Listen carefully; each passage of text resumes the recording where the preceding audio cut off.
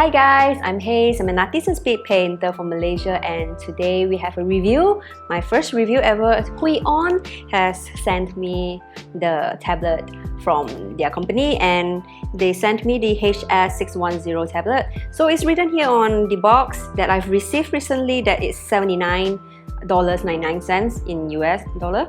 So now I'm just gonna unbox this and we can get to review this later on. So I'm so excited. Ooh, it's so tight. I found it. I'm gonna start to make an unboxing face. Okay, we have it now. Ta-da! Okay, it's out of the box and this is how it looks like. It writes here, create more, create different. Correct grammar. So the specifications is at the back. And then it's running on micro USB, so it works on both Windows and Mac OS. But I heard that it can actually connect to an Android tablet, so we'll see. Thank you for choosing HUION. Okay, just a card, just a thank you card. And let's see what's inside here. Okay, so here are the cables. So this is the pen, the pressure sensitive pen. Looks like any regular tablet pen with buttons. So, and then we have a pen stand, okay, and a connector. Okay, it's a USB to micro USB connector with some swap outs for USB-C and another micro USB swap out.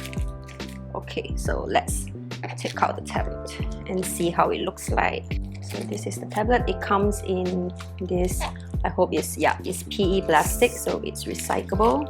So this is how it looks like. Wow, it's actually bigger than I thought. It looks better than I thought, and there's a lot of buttons. And it's also really slim. It looks kind of sexy, don't you think? So I think that all this can be programmed. So we'll see. And also inside here, in the box, there's a CD. Okay, warranty card. So we are supposed to submit this back to them. I suppose we can just register online. Okay, let's look at the manual a little bit. Okay, so it's pretty straightforward. The English are actually pretty good. So everything seems to be working perfectly. Oh yes, it can actually connect to an Android phone for drawing. And there's some instructions on how to replace pen nibs. Oh, I see. So this is not just a holder. There is pen nibs inside. So there's extra replacement if you need to, and of course it also doubles as a, why isn't this coming off? To finish my sentence, it also doubles as a pen stand. So I guess pretty straightforward. We just have to connect up to the computer and see what we can do. So today I have a special treat for you guys. First, we're gonna test it on the Android phone and see what we can do with it. And then we're gonna test it on my iMac, where I'm gonna use Photoshop. Yes, I'm gonna use Photoshop, and I actually have some brushes ready, but I won't be sharing any brushes today because this is a HUION tablet review. It's kind of like a sneak peek into the brushes that I will be sharing for Photoshop soon. So you get to see that as well, and I guess let's move on to the next section of the review. So now we're gonna try and replace the nib. So right now I'm just turning this open and taking the nib out. So this is the nib that I've taken out. I'm just gonna put it on the table and close this back. So if you look at the back, there's actually some instructions here. So what we can do is just to facilitate the removal of the pen nib. So we're just gonna insert it here. Just gonna insert it here and then do a drag, and then it comes off amazingly well. And then now we can just replace the new one into the pen. And putting it in is pretty easy. Just slot it in and press it in, and that's it. So it's kind of easy. It's kind of good. I have this here, and it seems like this isn't as heavy as the Intuos Wacom, so it kind of shakes a bit, and you can also rest it like this if you want to. So we'll put it aside. So to connect to your Android phone, what I have here is a Google Pixel, and you have this cable here, right? So inside this Ziploc bag, there is a connector that can connect to USB Type-C and also a micro USB connector. So mine is using a USB-C. So today the app that I will be using is Ibis Paint. I've never used this before, but I'm not going to review app range of movement.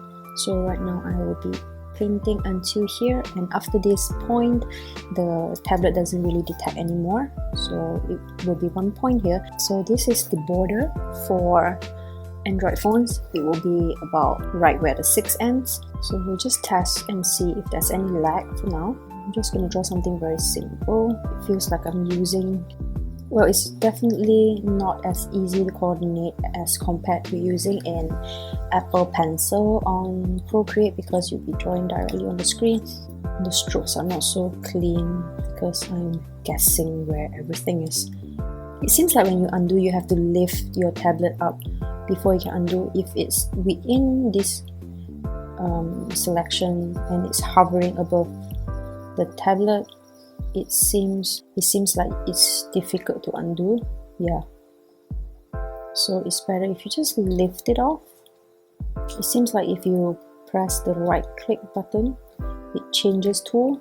Yeah, so you can see that it swaps here to the eraser and the pencil tool. I did that accidentally actually, but it's really convenient once you get a hang of it, because you can just right click and get the pen, and right click again to get the eraser. But make sure that it's still hovering over the tablet, or else it will not detect your click at all. I mean, I barely have to touch the screen anymore.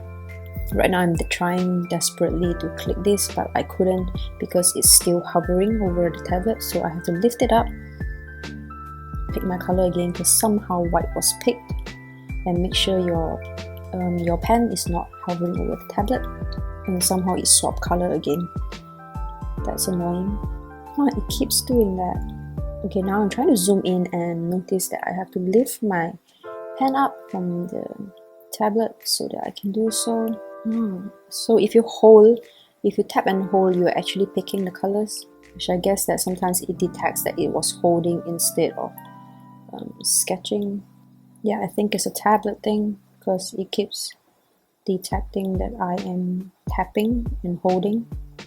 Just a thing to get used to the pressure sensitivity.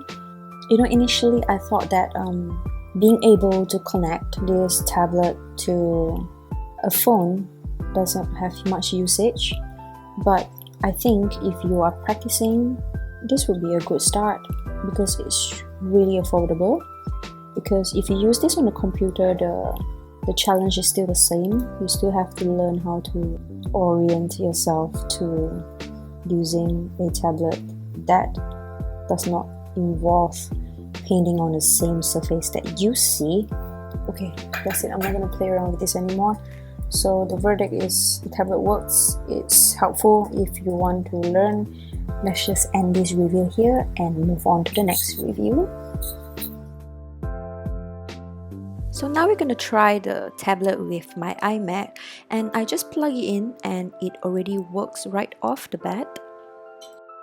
If you launch your painting software, you will realize that the pressure sensitivity doesn't work. So right now we just need to install the software, and once you have installed it, it should work. But if you are using a Mac or an OS X, you actually need to have some settings done in your settings and preferences. So we'll just drag the settings and preferences and I'll show you what to do. Head over to the Security and Privacy tab, and we are going to click on the lock to make changes. Put in your password if you need to, and then we are going to enable the HUION tablet, and also make sure to scroll down and enable tablet driver agent. Once that's done, you can head back to your HUION tablet software and you can now set up your tablet. So first we can go ahead and press into our keyboard shortcuts, the press keys, and we can configure everything. It's really easy. So most of them are already mapped, and conveniently the dial in the center is already mapped to zoom.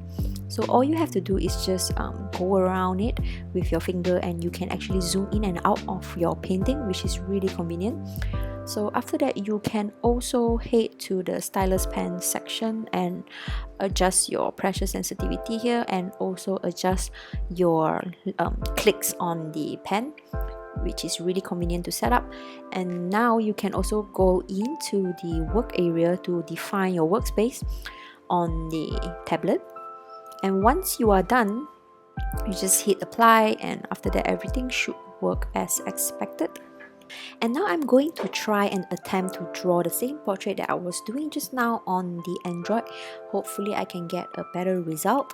So the reason why I'm using Photoshop today is because a lot of you has been asking for tutorial and brushes on Photoshop, and I'm just going to test out all my brushes and test out my techniques on Photoshop, because I haven't used this software before to sketch. I usually use Corel Painter, and I will be releasing all these brushes soon once I have finalized them. So today is just a test session, and for those of you who are watching, this is a really great sneak peek of what the brush pack can do. It's actually easier to do this drawing on a bigger screen like this because it's easier to coordinate your eyes and your hands, so it's much better compared to using the tablet with the Android phone. So far this tablet is working normally, not better or worse compared to a Wacom tablet. There's actually a slight lag when I'm using a bigger brush size, so it can be due to the tablet or my iMac itself. So sometimes when I use my Wacom tablet, it has this effect as well, but it's not so pronounced as compared to this tablet.